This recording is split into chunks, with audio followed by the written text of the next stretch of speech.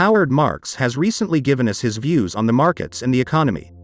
He believes that if the system collapses, it will do no good to keep your money in storage. We will look at all this, and he will also give us some good investment advice for the current situation.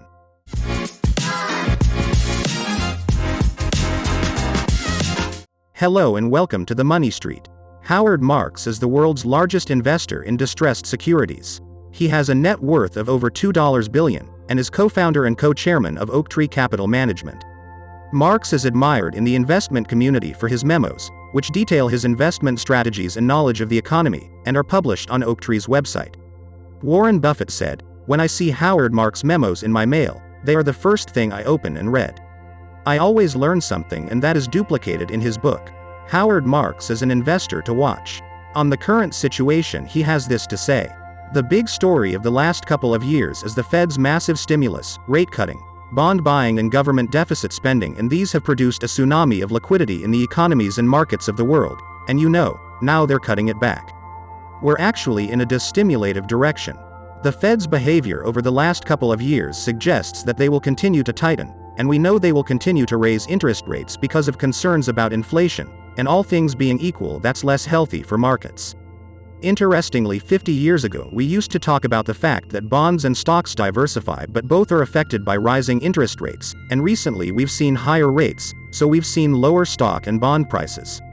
But in addition, higher interest rates tend to reduce economic activity, which means that corporate profits are lower than they would otherwise have been, and of course, I don't need to tell you that we have a high degree of uncertainty and geopolitical turmoil these days, starting of course with the Russian invasion of Ukraine.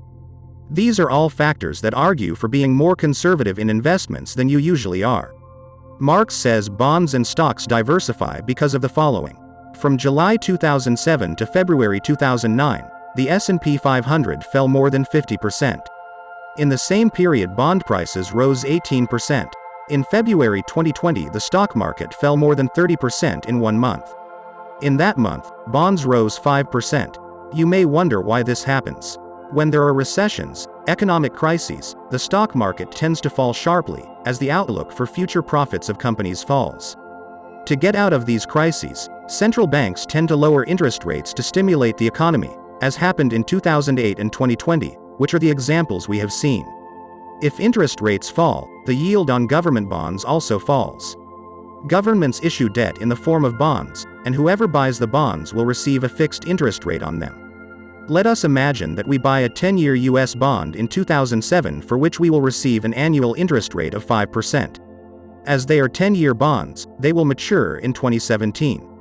In 2009, with the fall in interest rates, the US issues 10-year bonds offering a fixed interest rate of 3%.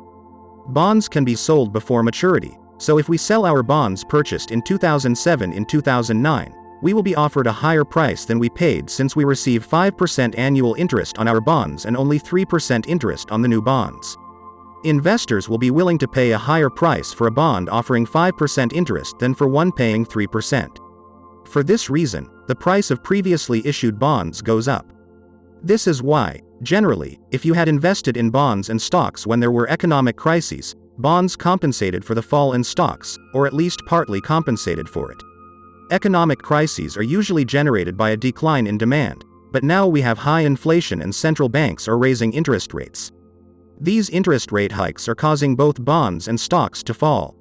And this time, bonds are not compensating for the fall in stocks.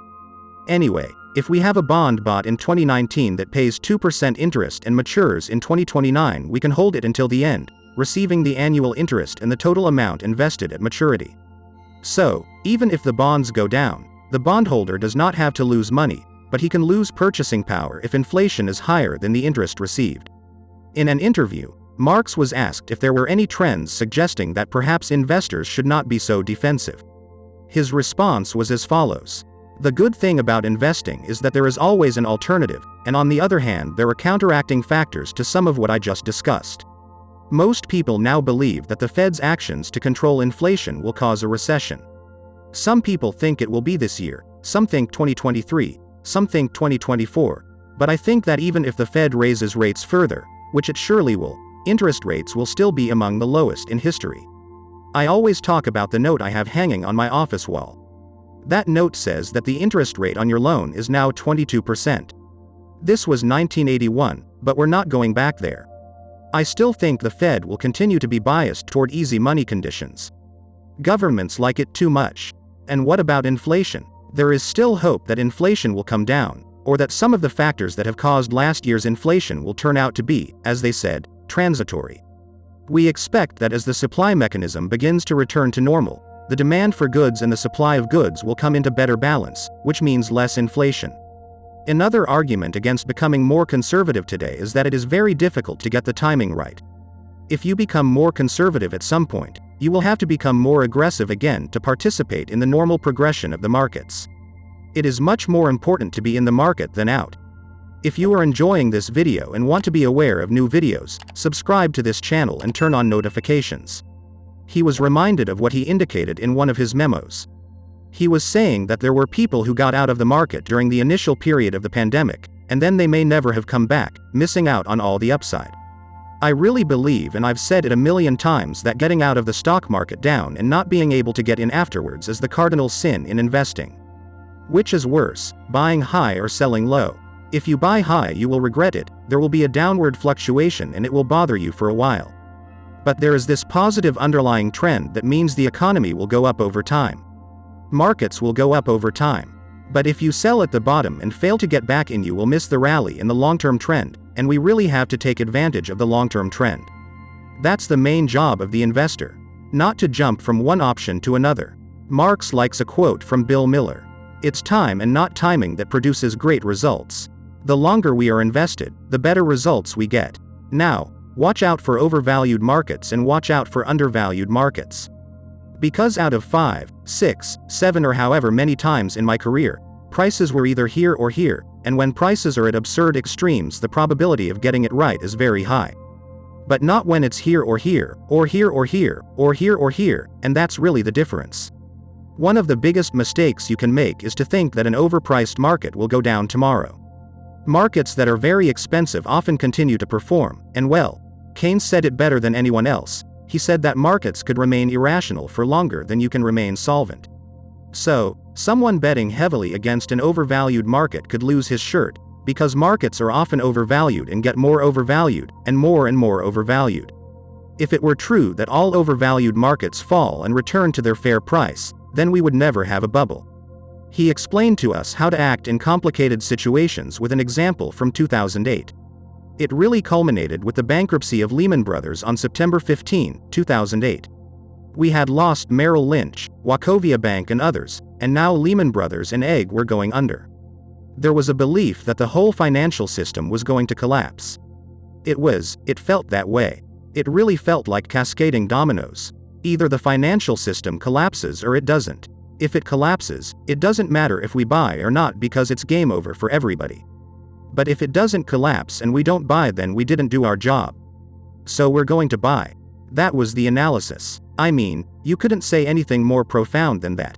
First of all, it's really very complicated to analyze the future, because the future is unknown. But we look at the present and we look for analogies in the past.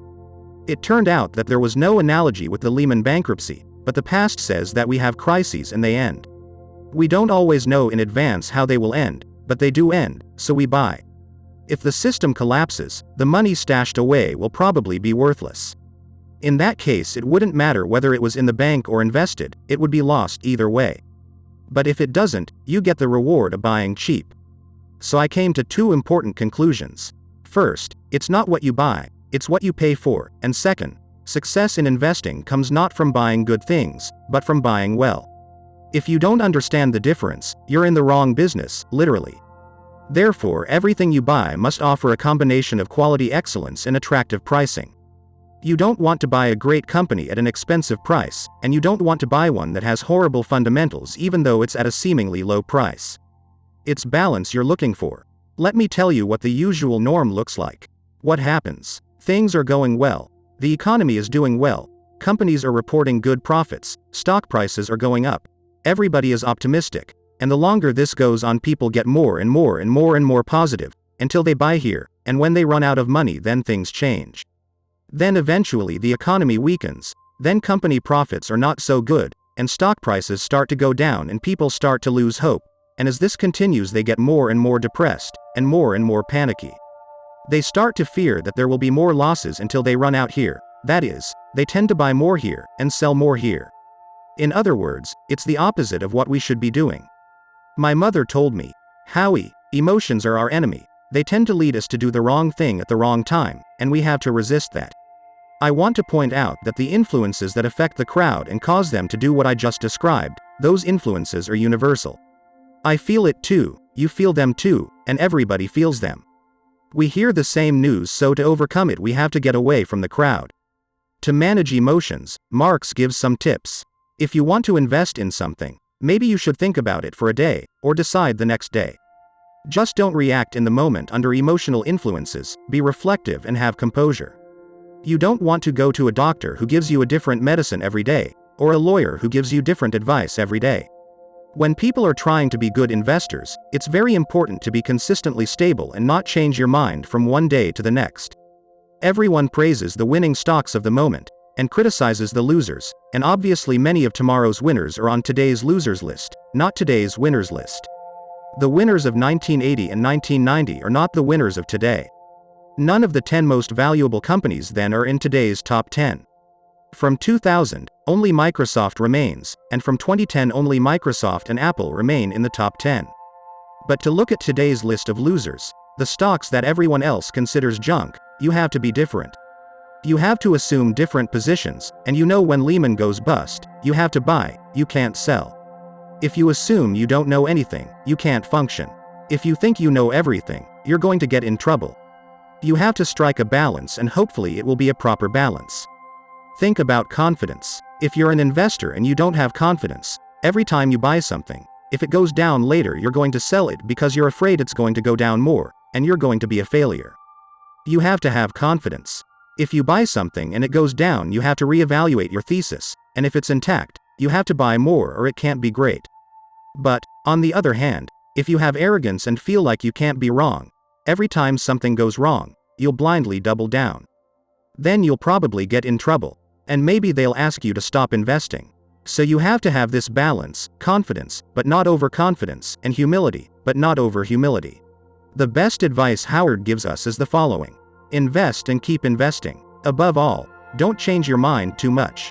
Don't trade too much, as buying and selling costs money and is a distraction. Take it seriously and keep realistic expectations. Understand that the goal is to gradually capitalize your money, not to get rich in 1 year.